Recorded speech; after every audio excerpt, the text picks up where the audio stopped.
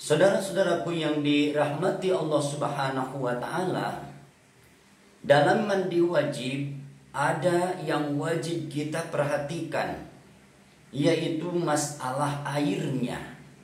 Masalah airnya sudah jelas, masalah airnya harus air yang suci. Namun ada yang sangat kita perlu perhatikan, yaitu masalah banyaknya air. Karena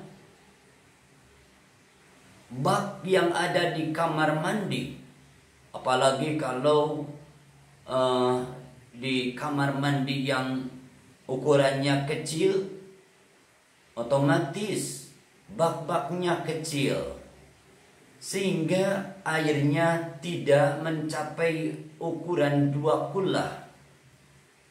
Tidak mencapai ukuran 2 kullah. Bak-bak kecil, terkadang di kamar mandi cuman pakai tampungan air, tampungan airnya pakai ember. Pakai ember kan kecil, itu sedikit, belum juga rendah.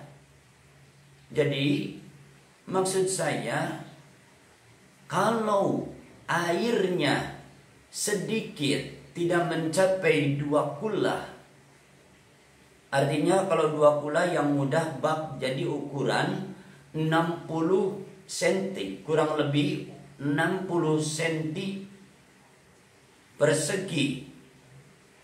Jadi maksudnya lebar juga tingginya itu, lebar dan tingginya bak itu 60 cm, maka itu 2 kullah isinya. Jadi kalau ember kan sedikit, itu kurang.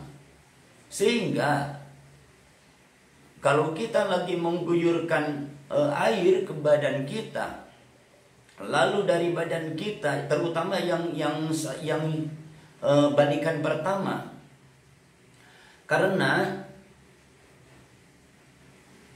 yang wajibnya itu dari badan kita ada yang menyiprat ke atau mercik ke ember atau ke bak yang kecil yang ukuran airnya kurang dari 2 kullah.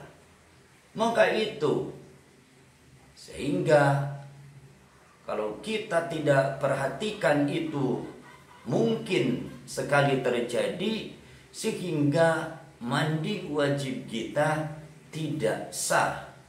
Bahkan wudhu kita juga tidak sah. Kalau kita lagi umpamanya wudhu, lalu kita membasuh muka, membasuh muka, lalu air ada yang mercik ke bak itu atau ke ember itu, yang airnya sedikit, yang kurang dari 2 kullah itu, maka otomatis wudhu kita jadi tidak sah.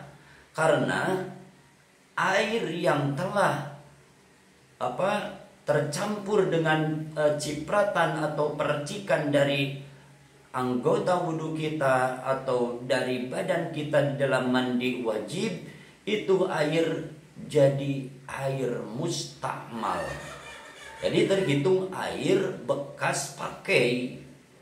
Makanya kalau kita melanjutkan mandi wajib atau kita melanjutkan wudhu, memakai air yang telah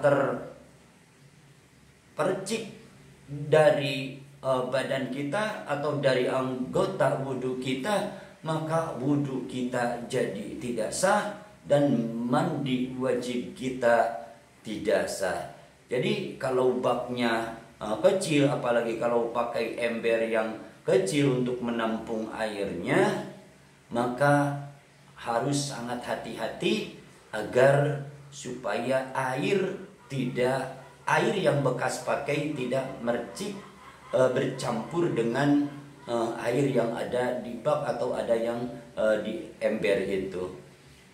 Yang paling enak, yang paling aman itu wudhu atau mandi wajibnya di air yang mengalir seperti di keran-keran itu. di keran langsung itu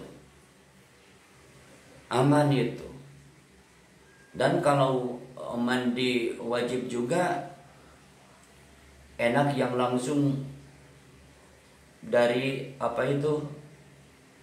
dari kerannya langsung, itu yang aman.